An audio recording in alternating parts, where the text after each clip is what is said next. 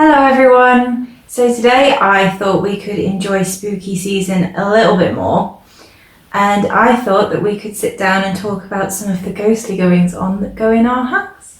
So sit back and enjoy.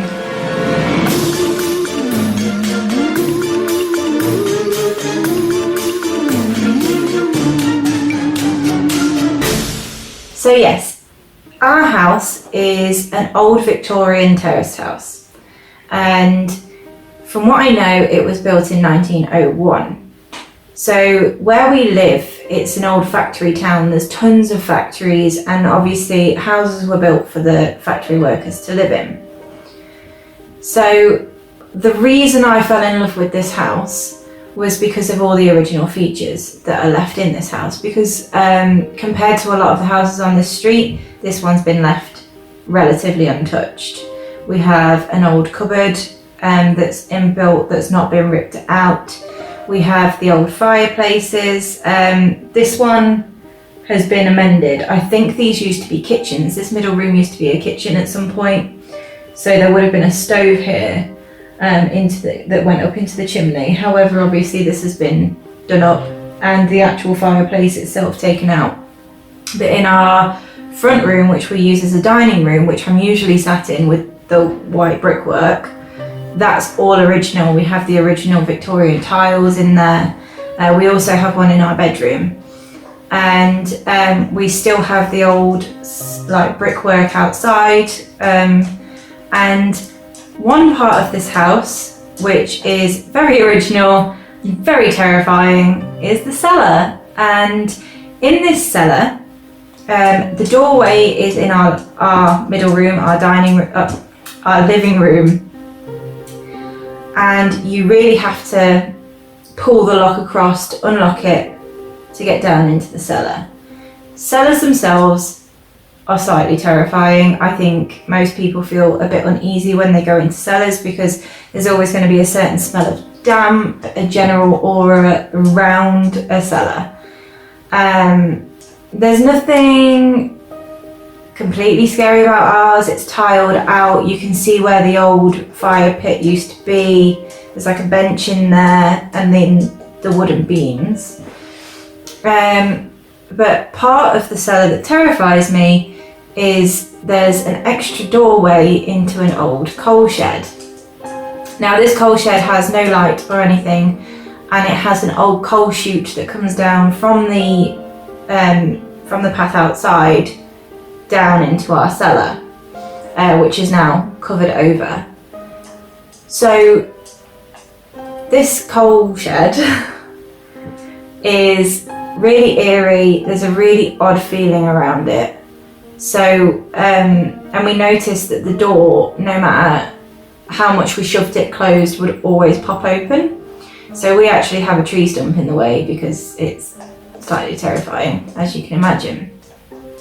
So yeah, we made a rule from the start, we don't go in there, because it made us feel really uneasy. And Ash is very much not into that kind of stuff. I'm very much on the fence. I want there to be proof that there is something like that, and I want people to convince me. I want people to show me facts and things like that to show me that there is something out there that's otherworldly, that's spooky, ghosts, paranormal, all that kind of stuff. So I can go either way with that kind of stuff. But I do know that I get a certain feeling when I go down near this coal shed. Now, there's been a couple of occasions where there's been some really weird stuff going on. And one of these occasions was Ash was downstairs. He gets up very early in the morning, always has done. Cats are on the sofa, because Lord knows cats are buggers for getting where they shouldn't get to. My two definitely are. So they love to go down into the cellar and get cobwebs all in their whiskers and scare the life out of me with their eyes peering up from the darkness. However, this wasn't the case at this point. So the cat's on the sofa, Ash is just chilling, going around about his own business, and he heard a growl. and heavy breathing and like scratching from underneath the door. So logic says that's the cats, but he'd already seen that they were on the sofa.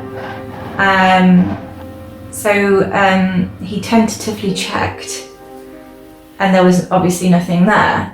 But there's no explanation for what that sound was. And he like scoped it out, and there was nothing there. So that's happened a couple of times to him when he's been down here. Not to me. I've not heard any of that. There was another occasion with the cellar door. You know that you've locked it. When you close the door, you really have to hold it and push the lock across. There's no way. We always check that it's locked. Obviously, we've got a 2-year-old, so we need to make sure that she's not trying to get down there, the cats, all that jazz. So it's imperative that we keep that door locked. But there have been a number of occasions where neither of us have been in the cellar at any point in the day, and the door has just randomly opened. And there's been, in our house, we've got really steep stairs. It's just normal in these houses. It's not an unusual thing. But we've always felt like, and my mum feels this, there's almost, when you're walking up the stairs, there's a force pulling you back down. Like it's a struggle to get up them. And I sometimes find myself crawling up the stairs because it's almost like you're being pulled back down. Not everybody has that feeling. And there has been occasions where Ash has walked past the top of the stairs and seen shadows down at the bottom, like a quick human-shaped shadow running past the bottom of the stairs. And there's, I can't explain it, there's just a very odd feeling in this house. And it's like there is something. And I don't know whether it's just our minds playing tricks on us because we're in an old house, or whether there is something. But my nana used to live in the town that we're in, and it was only a couple of streets away where she lived. And she lived in a house not too dissimilar to this. So I don't know whether it was that, but when we first moved in, when we first came to view this house, I felt such a connection to her, and it was almost overwhelming. There was a scent in the air that reminded me of her, but it doesn't always happen. It's mainly when I'm in Adelaide's room, and it's like she had this old pantry in her house, and it had a certain scent to it, and it's hard to explain. It was like a mixture of tea and biscuits, and then lavender. And whenever I'm in Adelaide's room, every now and again I'll get this, and it will just go past me, and it feels like she's there. So I don't know whether it is the fact that the house sort of is similar to my nana's house, whether it's a certain scent that's in old houses, but it's only every now and again, and it's mainly at times where I need some form of comfort. And I got that scent when we first moved in, and it immediately I was like, I need that house, we need to move into that house. There was something really drawing me towards this house. And one thing we started to notice was kids don't sleep very well anyway when they're babies and toddlers, but Adelaide has always been really, really, really, really bad at sleeping, like really bad. There's been times, I've done a video on it where she's had me up until 5 o'clock in the morning, like no form of nap, none of that. And there's been times where she's been giggling, there's been times where she has been happy, but then there's also been times where she's been beyond upset, crying, and just not happy at all. But obviously she struggles to explain that to us because of her age. And there's also been times where she has been stood in the centre of her room pointing to a corner and not been beside herself, not uncomfortable, but there's just nothing. She's just pointed to this corner and tried to get us to see what she can see. And that's like sounds, scents, things like that. It's an old house, floorboards creak, a gust of wind comes through like different parts, you know what I mean? But when it's something like that really creeped me out and made me feel very uncomfortable. So I regularly move rooms around anyway, but with Adelaide's room I try and move things around, try and get it so that there's not things causing too many shadows, all that kind of stuff to make her comfortable. And the way that I've got the room now seems to not do that. But yeah, so we were really uneasy about the fact that it was like she was seeing something and she really wanted us to see it. Cut to, I'm, like I said, very on the fence about things. I like going to psychics. I've been to two. I'm like, if it comes up, I'll go, but I won't purposely seek it out. But my cousin was having a get together a while back, obviously pre-COVID, where she had family and friends around, and a psychic would come, sit upstairs, and we'd go in each time and speak to this psychic. So my mum very much believes in all this kind of stuff, and she wants so badly to be connected to my nana and her nana Yan Yan, as does my auntie, as does Jessica, my cousin. Actually, like we just want to know that they're there. Because there's such a sadness around my nana going, and I think we all feel it, and we all feel a connection to her because it just happened like that, and none of us really got that time to sort of. She was just a brilliant woman, and none of us had that time to say goodbye like we would have liked to. There was no form of warning. I think she kept hidden her illnesses from us because she was such a strong, independent woman, and she was incredible. So we've all felt that sadness and that need to sort of connect to her. So we went to this psychic night, and Adelaide was there with me. This woman came, she didn't say hello to anybody, just went straight upstairs, and we were looking through a photo album of my nana, and Adelaide pointed straight to a picture of my nana as I remember her and was trying to bring my attention to it like she knew her, which was odd. And then it was my turn to go to the psychic. I'm very much a yes, no, didn't give much away. That was my way of being with that. So she started off by noticing a great sadness around me straight away, and it almost took her breath away. And she was very apologetic towards me and very sad for me, and to a point where she was almost welling up.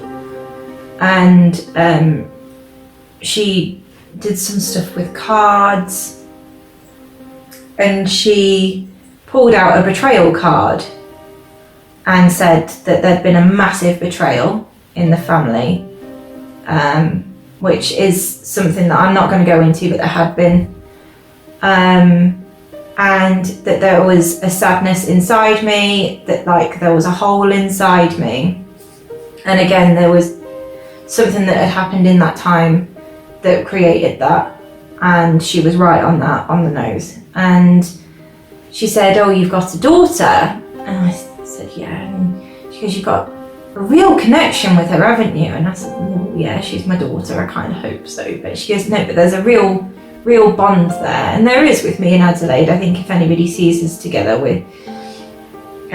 she's an extremely special child. And she said, "Oh, yeah, she doesn't sleep, does she?" And I was like, she could probably tell that from the bags under my eyes. But I said, "No, she doesn't." She was like, "Right, yeah, she really doesn't like sleeping, does she?" No. And the conversation kind of carried on a bit. And she said, "You're worried about your nana not having that relationship with your daughter.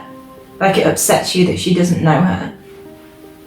And obviously it does. My nana, unfortunately, hasn't met any of her great-grandchildren, so there was that. And she said, "Oh, you don't need to worry, because it's her that keeps her up." And she said that my nana is in Adelaide's room and she spends time with her and plays with her at night. So that is where this is all coming from. And it's freaky, like really freaky, because of the seeing the picture and feeling the connection to my nana, because of the scent of my nana and just this overall feeling of she is here. It really freaked me out. And I didn't know whether to laugh or cry because it's a really odd situation to find yourself in, that your child has a connection to your nana in that way, who's passed. And she said, "Oh, she really likes her name, and thinks it's very pretty." So it was all very strange, the fact that she sort of got that. So I told Ash, and that completely freaked him out, because he feels something when he's in there. Obviously he never met my nana, so but it really, really weirds him out. But it also connected to a time when my mum went to see a psychic, who she mentioned to my mum this idea of a tattoo. And my mum was like, "Oh, you know, I've sort of thought about it, but not really. No, I'm not really sure what you're talking about." And this psychic said to her, "Oh, I'm seeing an umbrella, and I'm seeing the colour blue." And he was holding onto his wrist. And my mum stopped and was like, "Oh, my daughter has that tattoo." And he said, "Well, it's something to do with your mum." And she said, "Yes, my daughter got a memorial tattoo for my mum when she passed, rather than going to the Chapel of Rest. And I have, you've probably seen it in videos before, but I have a parasol tattoo because my nana used to have an old Japanese parasol made out of bamboo that I used to steal and run around the house with. I have cherry blossoms because she used to have a cherry blossom tree in one of her houses, and I have the colour blue because she had a middle room, a bedroom, that was, everything was blue, and we all called it the blue room. And as children, we weren't allowed in there because that was the good room for when our Uncle Andrew and Auntie Pip came to stay. So I got that tattoo for her. And the person said, "Oh, I can smell a perfume as well, and it goes along with this tattoo, and it's something to do with your mum." And when my nana passed, she used to wear a perfume called Beautiful. Is it by Yves Saint Laurent? And it's in a gold bottle. I'll put a picture up. And it had such a strong smell, and I love strong perfumes. But it never suited anybody else other than my nana. That perfume just didn't suit anyone. Like, you could wear it and it just didn't smell right on you. But it was like my nana. That was my nana. So when she passed, I didn't want for anything. I just I took one of these bottles of perfume, and I still have it. It's in a box packed away because I just don't want to use it anymore. But when she first passed, I used to spray this perfume when I missed her so I could smell her. And I used to attempt to wear it, but it didn't suit me. And another weird story from that was, after she passed, my sister was getting married, and the brand of perfume she wore did an advert with a woman in a wedding dress. I keep thinking I can hear something outside, but I'm sure it's just the wind. But yeah, it was like a foreshadowing that my nana was there and still thinking of us. But yeah, so this psychic was talking about the tattoo and the perfume, and she said, or he said, to my mum, this daughter of yours, she has your nana in her, your mum in her, sorry, because I can guarantee most of the time you can't tell who's the mum and who's the daughter, because she's always looking out for you and always telling you what to do. And I'm very protective of my mum, really protective of my mum. I always like to make sure she's okay. And I struggle with just leaving her be because I care about her so much. And my mum sort of like nodded and was like, yeah, so. And then when I got pregnant with Adelaide, it's all mum could see in the scan pictures was my nana, so it was almost like a physical embodiment of this, your mum is in your daughter. So there's always been this odd connection between Adelaide and my nana, and it's very strange. And I don't know, you know, believe what you wish to believe, but I feel like my nana is here. And very much around Adelaide. Lord knows Adelaide is as stubborn as my nana, 100% as stubborn as my nana, and she just gives this look sometimes and she looks like her. But yeah, there's something there. But going back onto the house, the experiences that I've had here haven't just been around my nana. There's been times where I've been dead asleep and I've sworn I've heard someone banging on our door and wondered why it's not woken up Ash. And I've sat and I've waited for it to happen again and there's been nothing there. And I've gone to the window and checked and I can't see anybody down there and everything's dead silent outside. And there's been many occasions like that. And there's also been times where I've been in the living room and I've heard the cups in the kitchen rattle and gone in and there's been nothing there to do that. But just some very strange goings on in this house. And we've recently been doing some research into it and we've got back as far as the 1950s, where a Mr. and Mrs. Monk used to live here. And we've got a photo of them in the garden. And it's all very strange to think of all the people who would have lived here before, where the bathroom would have been a bedroom at one point and we found the old bedroom wallpaper that would have been put up possibly by Mr. and Mrs. Monk.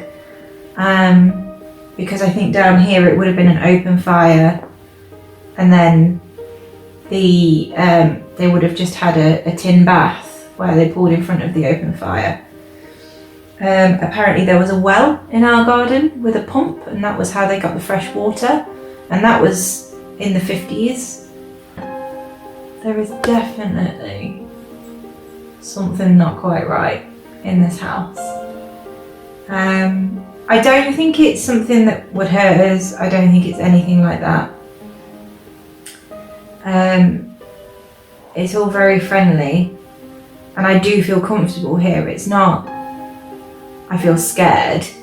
The only times where I felt uncomfortable is the feeling I get when I'm by the coal shed and when Adelaide was pointing to certain points in her room. But funnily enough, ever since I saw the psychic and they told me it was my nana, yes, Adelaide's still been bad at sleeping, but there's never been any upset. She's not been upset about it. It's all been happy. So it's almost like she now knows that it's completely safe. And one thing that happened after the psychic, which I found very strange, was we touched on my grandma as well, who's also passed. And she said, oh, she's looking out for you, as they do. And I actually got a spam email 2 days after. And it was, I'll see if I can find it and put a screenshot up. Now, my grandma's name was Barbara, so she was Barbara Doughty. And I got an email through saying this person has seen this video and thinks that you'll like it. And it said the initial B and Doughty in brackets. And then after all that, it said something about being happy and living each day. And it was just an uplifting message. And I found that very strange. Again, maybe coincidence. That was an odd one as well. But yeah, not necessarily ghost stories, more eerie things that have happened in this house. But I'm keeping check. My cousin definitely thinks it's haunted. She got me to do this weird test thing where you see if there's ghosts waiting to come into your house with a candle. She tagged me in it on Facebook. I tried it and nothing happened. So that was anticlimactic. I was hoping that something crazy would happen. It's where you light a candle and you invite them in, but you say you can only come in if you blow out this candle. And if the candle doesn't go out, there's nothing. If the candle does go out, there's something waiting to come in and to be let in. And then you're supposed to not invite them in because nobody wants that. And then if it knocks over, it means that something's been there for a really long time.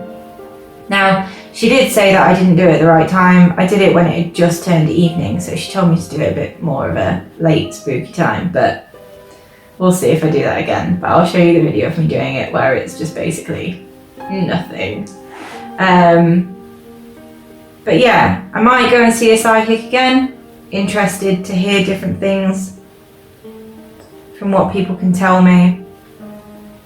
But yeah, I hope you enjoyed this video. I hope everybody's enjoying spooky season. I hope everybody's enjoying the covers that we've been doing. We've been having fun with that.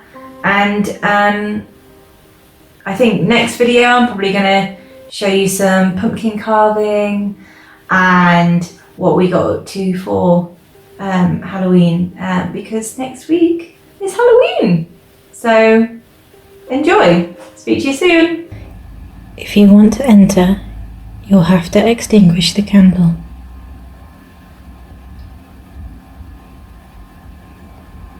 If you want to enter, you'll have to extinguish the candle.